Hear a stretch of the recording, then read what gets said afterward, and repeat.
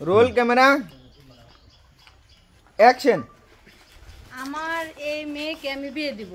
আমার এই মেয়ের নামে 3 কোটি টাকা সম্পদ আছে।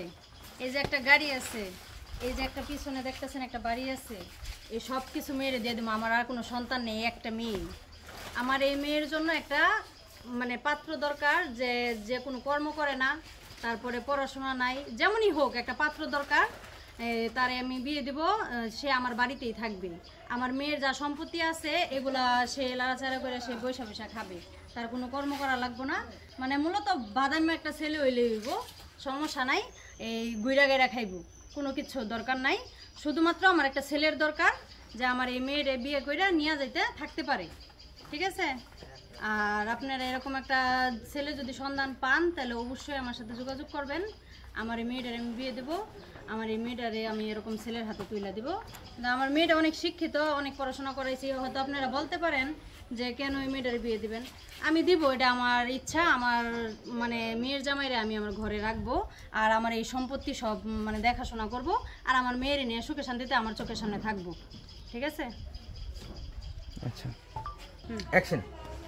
আপনারা কি ভাবছেন যে আমার মেয়ের আমি এত কিছু দিয়ে দিতে চাইতেছি কেন, যে মেয়েটা হয়তো আত্রা ল্যাংরা কানা খোড়া এরকম হইতে পারে?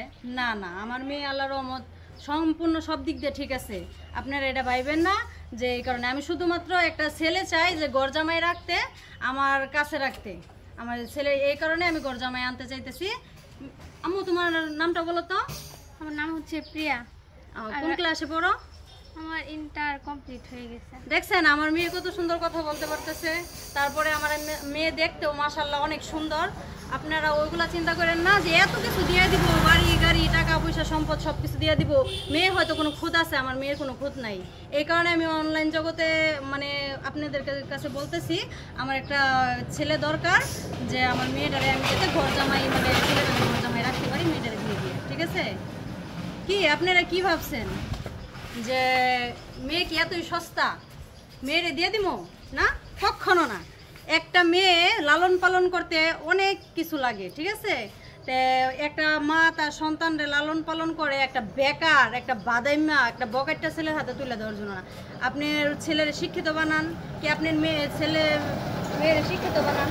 শিক্ষিত বানানোর পরে মনে করেন তারপরে যোগ্যবান একটা মেয়ে খুঁজেন, ঠিক আছে?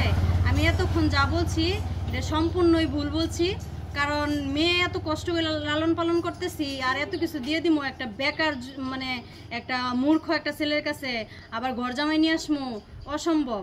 এটা বলছি মূলত শুধু আপনাদেরকে এই শিক্ষাটা দেওয়ার জন্য যে বর্তমান যুগে অনলাইনে অনেক এরকম মানে ভিডিও অনেকে বানাইতেছে, কন্টেন্ট ভিডিও বানাইতেছে যে এই মেয়ের দিয়ে দিব, এই দিব, সেই দিব, ঘর জামাই আনবো। এগুলো শুধু বানোয়াট, এগুলা এছাড়া আর কিছুই না। একটা মেয়ে পালতে অনেক কষ্ট লাগে, একটা মেয়ের কেউ বেকার ছেলের হাতে তুইলা দিব না। আপনারা এগুলা বিশ্বাস করেন না, কারণ এগুলা বিশ্বাস করলে আপনারা দুগা খাইবেন, ঠিক আছে? আর কি করতাম না।